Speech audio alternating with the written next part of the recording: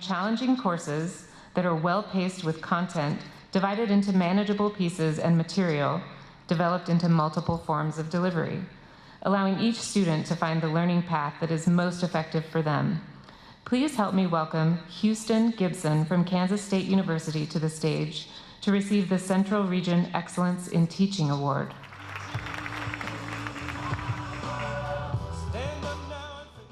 Thank you. This is a really cool award. This is my first online teaching award, and it's really great because I like to do it. So it's kind of fun to get awarded for something that you enjoy doing. And I'd like to thank everyone at UPCEA here because I've learned a lot over the last day and a half, and I expect to learn a lot more. The awards committee for choosing me. I'd also like to thank Global Campus because they nominated me for this award, but two, it's that organization and the group of staff and resources that have really made teaching online possible at K-State in a way that we can do it. So it's really important to have those sort of staff and people and contacts and projects and funding and training, because without that, it'd be a lot harder to do a good job.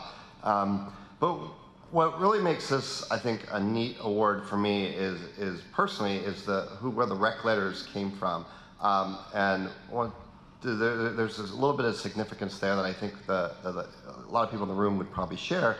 The first one was great. It was a mentor. It was someone who I looked up to. The first time I ever taught an online course, he had been doing it for a while, and even though he was at a different university and not my university, still kind of was able to say, hey, here's some of the things you should do, and here's some of the resources you can use. And so to have him write a letter on my behalf was personally special.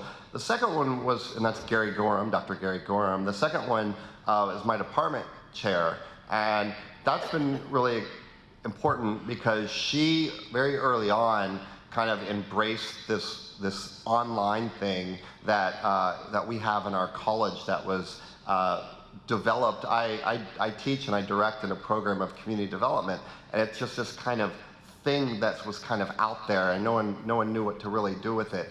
And she very early on said, hey, you can do this, and I'm gonna give you some control to work with it. And so that was really important.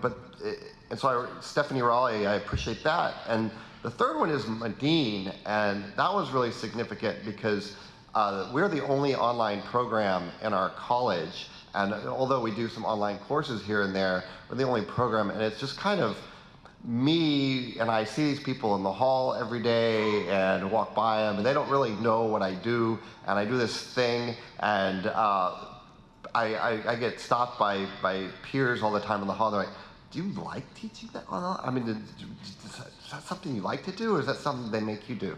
And I was like, no, they do. I say that all the time. And I'm like, no, it's really cool because these people are out there. They're in California, they're in Nevada, they're in Chile, they're in Australia, and they all come together on this place, and they have things to share and people, ideas, and this is the place that they can interact.